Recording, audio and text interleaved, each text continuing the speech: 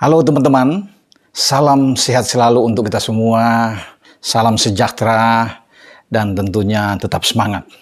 Kembali dengan saya Bung Ropan, kita akan ngobrol, berbicara, atau preview laga-laga yang akan berlangsung pada Rabu dini hari waktu Indonesia bagian Barat atau Selasa waktu setempat.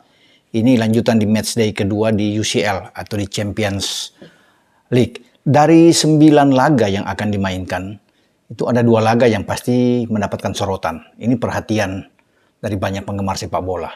Yang pertama adalah duel antara tuan rumah Bayern Munchen atau di Rotten ini menghadapi Barca atau Barcelona. Ini laga yang akan berlangsung di Stadion Allianz Arena, markasnya Bayern Munchen. Kemudian ada laga lagi yang tidak kalah penting dan pasti seru, akan berlangsung di Anfield. The Reds Liverpool akan menjamu Ajax Amsterdam. Ini bagi Liverpool ini laga hidup mati juga setelah mereka kalah melawan Napoli dan menuntut bagi pasukan Klopp untuk bisa memenangkan laga. Kita akan ngobrol dengan laga yang pasti ini penuh dengan dendam terutama bagi tim tamu Barcelona yang dilatih oleh Xavi Hernandez. Kenapa saya bilang ini penuh dendam? Karena dalam paling tidak 4 pertemuan terakhir itu Barca sulit menang melawan Bayern Munchen. Bahkan masih ingat mungkin mereka pernah ditekuk itu dengan masih ada Messi saat itu dengan 8-2 ya. Pada tahun 2020 ketika Bayern Munchen akhirnya bisa menjadi juara. Dan pada musim kemarin juga dalam 2 laga home and away, tandang kandang, Xavi yang sudah menangani Barca itu takluk. Membuat Barca itu turun ke Liga Eropa dan juga tersingkir di semifinal melawan Eintracht Frankfurt dan Eintracht Frankfurt menjadi juara. Dan dalam 2 laga melawan Munchen, mereka kalah masing-masing dengan 3-0 dan 3-0. Baik di Camp Nou 3-0 dan di Allianz Arena 3-0. Tidak bisa membuat gol. Itu ada rasa penasaran saya pikir bagi Xavi untuk bisa membalas ini. Ya. Apalagi pada saat ini semua posisi di starting 11 bagi Barcelona itu sudah terisi dengan bagus.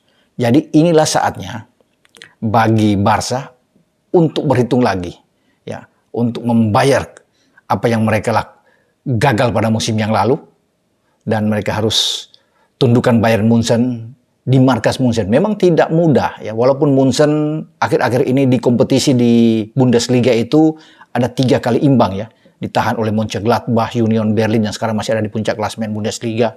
Terakhir kemarin juga mereka bermain 2-2 dengan Stuttgart dan hanya ada hasil-hasil yang bagus ketika mereka mengalahkan Inter Milan ya di Meazza dengan 2-0 di matchday pertama dan juga mengalahkan Victory Köln ya di laga pertama itu di DFB Pokal. Saya kira itu hasil-hasil yang bagus yang diraih oleh Munchen. Namun di Bundesliga mereka itu sekarang bahkan turun mungkin di peringkat ketiga klasemen sementara, tapi masih sementara. Ujung-ujungnya juga Munchen akan juara. Nah kalau kita bicara pertemuan dengan Barcelona ini kan menarik. Ada satu sosok yang pasti akan juga melakukan balas dendam. Dia tidak mulus keluar dari Munchen untuk pergi ke Barcelona. Siapa lagi kalau bukan Robert Lewandowski, striker yang sudah berusia 34 tahun asal Polandia ini. Itu 8 musim pertama bersama dengan Munchen sejak 2014 dia keluar dari Borussia Dortmund dan bermain 375 pertandingan di semua kompetisi dalam 8 musim dia mencetak 344 gol. Itu bersama dengan Munchen sebelum dia tinggalkan Munchen. Bahkan pada musim yang lalu dia menjadi top skor dengan mencetak 35 gol dalam 34 laga yang dia tampil ya bersama dengan Munchen. Di musim sebelumnya juga lebih gila lagi. Lewandowski ini 41 gol, hanya 29 laga dia tampil bersama dengan Munchen. Dan kita tahu bersama bahwa Munchen itu dalam 10 musim terakhir itu juara terus di Bundesliga, nggak ada lawan. Nah sekarang dia melawan dengan mantan klubnya. Pasti dia ingin mengalahkan, dia ingin mencetak gol ke gawang Manuel Neuer, penjaga gawang Bayern Munchen, ini mantan rekan dia. Dan sekarang terobsesi luar biasa. Ya. Dia sekarang di La Liga itu sudah mencetak 6 gol dalam 5 penampilan. Menjadi pencetak gol terbanyak sementara.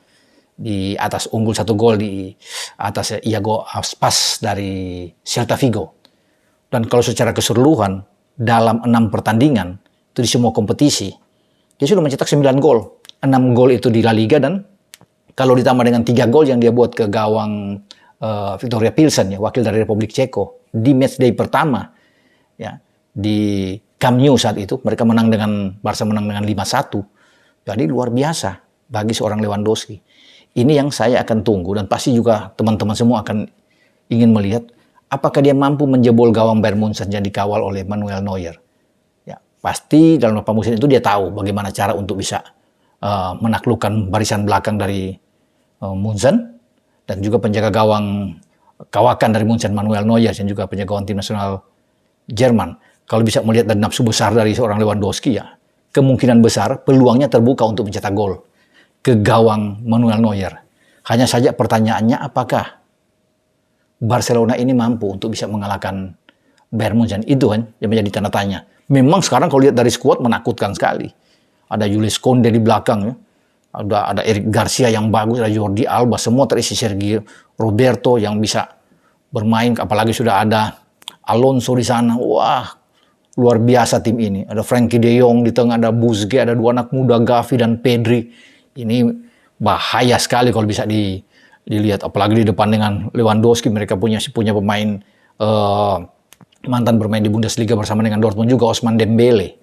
Ada masih punya anak muda juga seperti Ansu Fati yang bisa dimainkan, Ferran Torres. Banyak pilihan.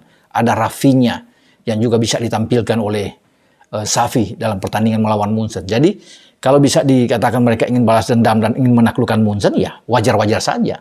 Peluang itu ada pada musim ini dengan komposisi pemainnya sangat bagus di semua lini, ya.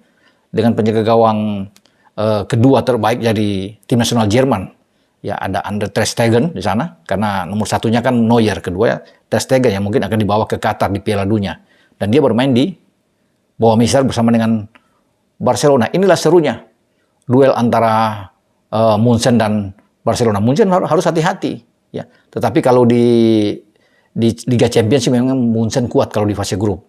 Ya, kalau 35 kali dan 37 pertandingan tuh mereka 35 kali kalau nggak salah menang.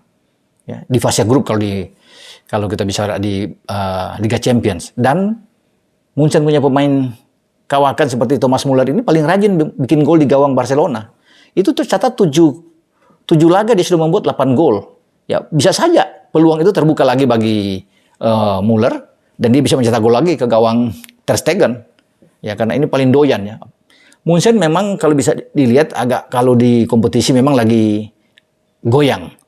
Tetapi dengan mental mereka yang kuat, apalagi sekarang mereka tidak ingin ternoda di kandang, sudah menang melawan Inter Milan di pertandingan pertama, dan kalau mereka bisa menang melawan Barcelona, mereka akan bisa mengambil alih puncak klasemen, ya, di grup C, grup yang dikatakan ini grup keras, ya, grup paling seru karena ada 3 tim mantan juara di Liga Champions, ya, Munchen, Barca dan Inter. Pilsen itu hanya menjadi pelengkap saja kalau saya pikir. Dan memang berhati-hati juga bagi pertahanan Barcelona. Karena Munchen paling suka bermain dengan tim yang selevel dengan mereka. Ya, mereka termotivasi juga bermain secara terbuka. Ini rame.